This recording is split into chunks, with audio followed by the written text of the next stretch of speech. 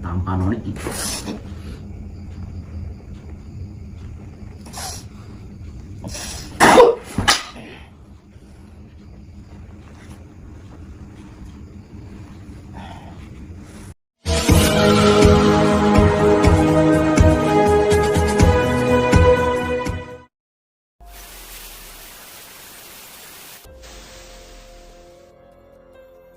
Assalamualaikum sahabat spiritual yang berbahagia.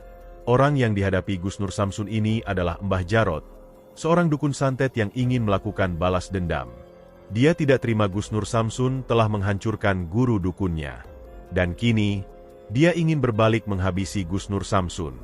Lalu apakah yang kemudian terjadi setelah Gus Nur Samsun berduel hebat dengan sang dukun ini? Silahkan disaksikan kisahnya selengkapnya. Semoga Allah Subhanahu wa Ta'ala senantiasa melindungi Gus Nur Samsun dalam menjalankan setiap misi dakwahnya.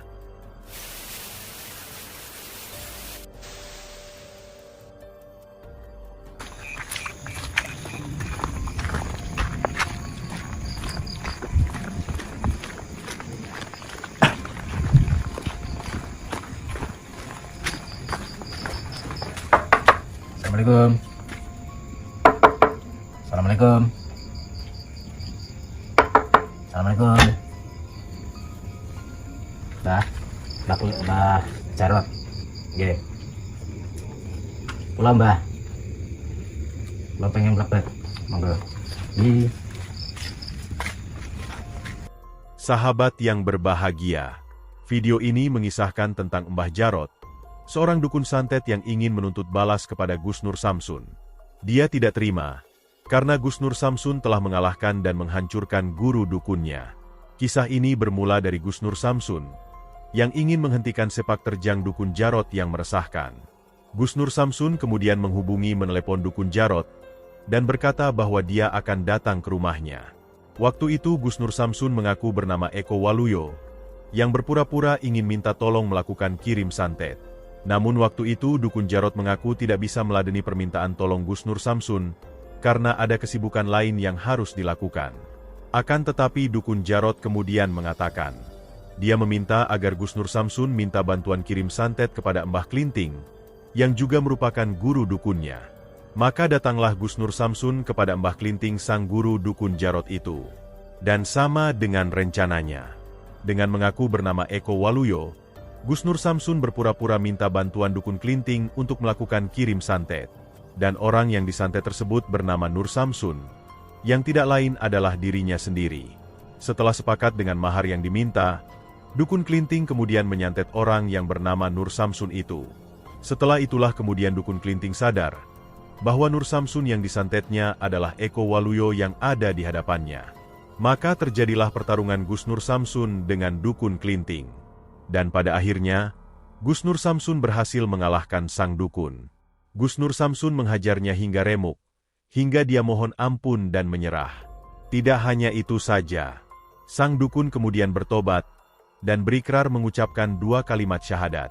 Dan hal tersebutlah yang kemudian membuat Mbah Dukun Jarot menjadi marah. Dia tidak terima atas perbuatan Gus Nur Samsun, yang mengalahkan dan menghajar gurunya hingga remuk. Sehingga dia kemudian nekat memberanikan dirinya. Dia berbalik menghubungi Gus Nur Samsun agar datang ke rumahnya untuk meminta pertanggungjawaban darinya. Sebab itu pula Gus Nur Samsun kemudian datang ke rumah sang dukun.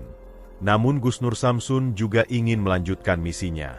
Memang tujuan awal Gus Nur Samsun adalah untuk menghentikan kesesatan dari dukun Jarot. Dan kini, Gus Nur Samsun berharap juga bisa menyadarkan sang dukun santet meresahkan itu. Lalu bagaimanakah aksi Gus Nur Samsun tersebut? Silahkan disaksikan videonya selengkapnya. Kowe kok iso ngaku-ngaku jenenge Eko iki maksudnya piye? Lah emang Eko Mbah saya, Eko Waluyo Mbah. Ngono. Terus gimana Mbah? Ya sing jelas aku gak terima. Gak terimanya kenapa? Mula kowe tak kon rene. Kowe ngerti? Apa Mbah? Kenapa Mbah? Udah langsung saja Mbah, belak-belakan apa, unek-uneknya apa, kok jenengan telepon-telepon, marah-marah, mengundang saya ke tempat sampean, saya ajak ketemuan, nggak mau, malah saya diundang ke sini. Kenapa Mbah? Ya berku aku mau sembok sepelek no. Kayak kelinting ngerti weh. Mbah Klinting. Ya. Ya, kenapa Mbah Klinting? Mbah Klinting kenapa Mbah Klinting? Lah ngopo kok mbok koyok ning ngono? Maksudnya kayak gitu itu kenapa? Orang saya nggak ngapa-ngapain kok Mbah. Saya nggak ngapa-ngapain Mbah. Ini gak ngopo-ngopo lah, ngopo kok wong iki sampai ngomong sing wes macam-macam lah. Gini Mbah, saya itu cuman pengen mengingatkan Mbah Klinting untuk berhenti tidak supaya jadi dukun santet lagi. Gitu. Itu urusanmu ki opo? Urusan saya ya saling mengingatkan Mbah. Cukup lah, nggak usah nyadet-nyadet orang, ngapain nyadet-nyadet orang. Orang nggak bersalah, dilukai, disakiti, kan kasihan Mbah. Karena di atas langit masih ada langit dan kehidupan pasti ada kematian. Mumpung belum mati, saya mengingatkan, berarti saya sayang sama Mbah Klinting. Kakak semono. Ratakan semono pripun to Mbah? Asli kuwi cuma pengen ngetes tok iki. Saya nggak pengen ngetes Mbah. Justru malah Mbah Klinting itu malah menghajar saya. Itu, Mbah Klinting malah menghajar saya dan saya merasa saya perlu pembelaan diri dan saya membela diri Mbah. Lalu saya serang balik, ya sudah menang saya Mbah. Itu. Karena saya merasa tidak benar dengan adanya ilmu-ilmu. Rasa kakak ngomong. Ya terus gimana Mbah? Mbahnya gimana? Sing jelas aku gak trimo. Kowe ngantek iso ngalahne sop Klinting ki Klinting iki. Ini guru sing paling tak ajeni. Berarti Mbah Klinting itu guru sampean. Diarani guru ya iso. Wis diarani wong sing ibarat iki ngowahi aku wis akeh. Jangan sombong Mbah. Jangan sombong. Jangan takabur. Karena di dunia ini tidak ada yang kekal Mbah. Tidak ada yang abadi. Itu urusanmu kuwi. Ya oke, ini bukan urusan saya Mbah. Akan tetapi kenapa Mbahnya ngundang saya kalau memang ini bukan urusan saya? Kenapa Mbah? Mbah Klinting juga mengeluarkan keris Mbah di depan saya.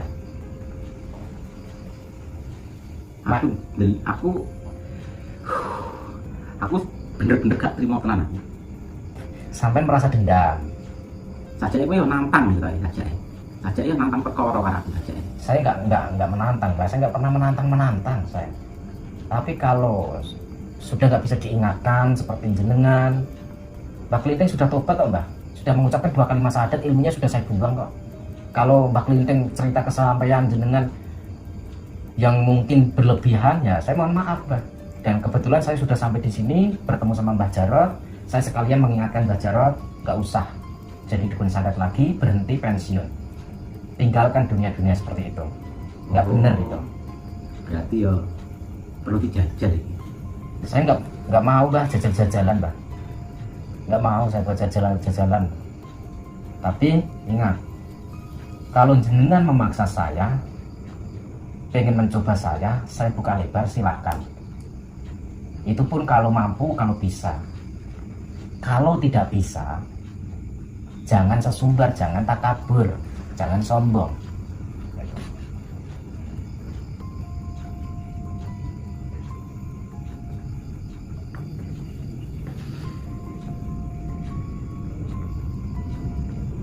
Mau apa Mbak? Mau apa?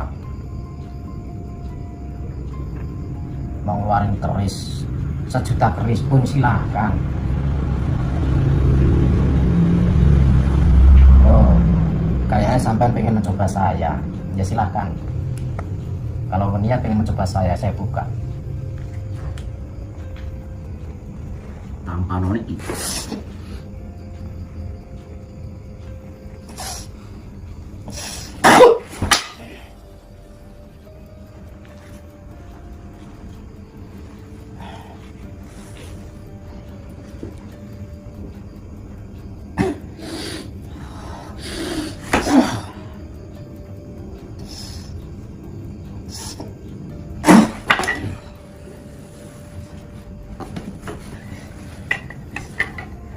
Apa Mbak? Mantep kok. Saya nggak mau berdiri Mbak. Udah. Kalau memang sampean masih penasaran dengan saya, silakan. Saya singkirkan, Mbah. Mohon maaf. Silakan.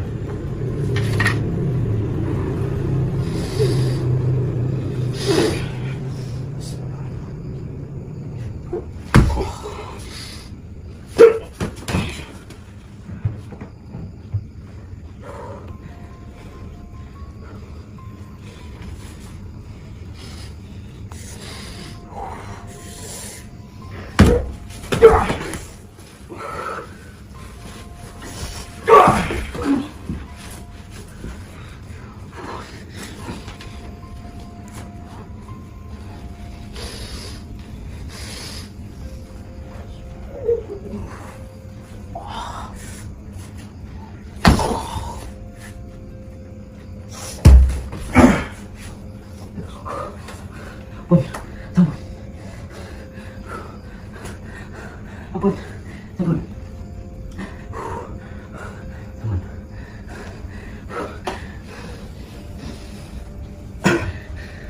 Saya itu santai, Mbak. Saya sudah bilang baik-baik. Nggak usah takabur, nggak usah sombong. Karena di atas langit masih ada langit. Sesuatu kebatilan tidak akan menang melawan dengan kebenaran. Dan sesuatu kemusyrikan itu akan dimusnahkan sama Tuhan. Ampun, belum aku salah. Nah, sampai menyerahkan semua. Rela sampai. Tobat. Nah.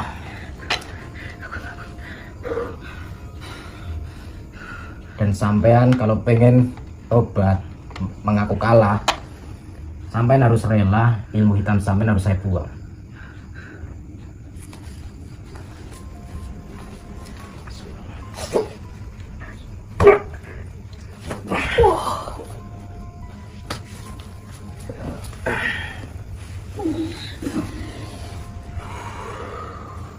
Mbak Jarot, saya mau tanya, sampean untung tidak saya buat pingsan ataupun terluka. Akan tetapi saya meyakini bahwa sebenarnya di dalam hati sampean itu ada mutiara. Kenapa saya mengatakan ada mutiara? Karena sampean berani mengundang saya datang ke sini. Jarang sekali dukun-dukun santet itu berani mengundang saya ke dalam rumahnya. Jarang sekali. Dan sampean itu baru orang pertama kali yang berani mengundang saya ke dalam rumah sampean sendiri. Yang artinya sampean punya mutiara di dalam hati sampean sebenarnya. Sekarang ikutilah jejak guru sampean, Mbak Klinteng.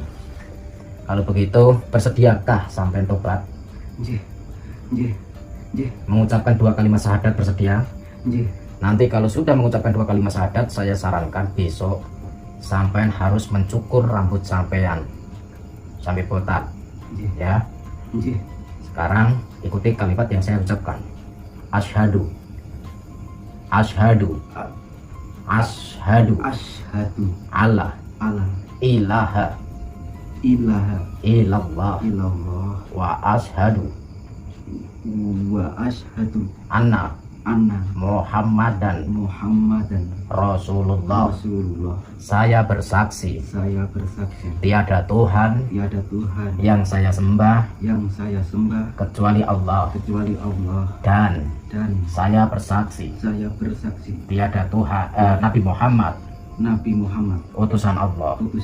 Alhamdulillah, sudah sampean bersih. Dan tobat sampean mulai ini segala dosa dan khilaf, kekeliruan, kesalahan sampean insya Allah akan diampuni Tuhan, insya Allah akan diampuni Allah. Mulai sekarang saya akan mencari informasi tentang sampean melalui guru sampean, ya. Sampean harus benar-benar tobat, ya.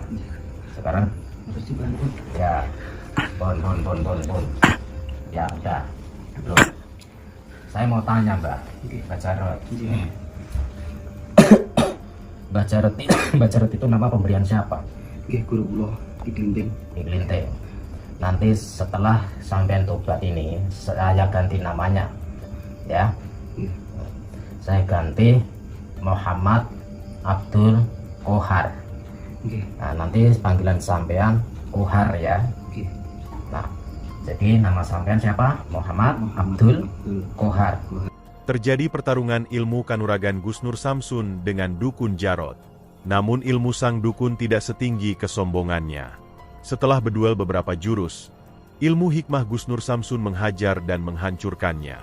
Setelah itulah Dukun Jarot memohon ampun dan menyerah. Dia mengaku kalah dan bersedia bertobat sesuai permintaan dari Gus Nur Samsun. Dia kemudian mengucapkan 2 kalimat syahadat dan berjanji berhenti dari semua praktek perdukunan yang dia lakukan. Terima kasih telah menyaksikan video dakwah yang penuh perjuangan dan keagungan ini. Ambillah sisi baiknya dan tinggalkanlah sisi buruknya.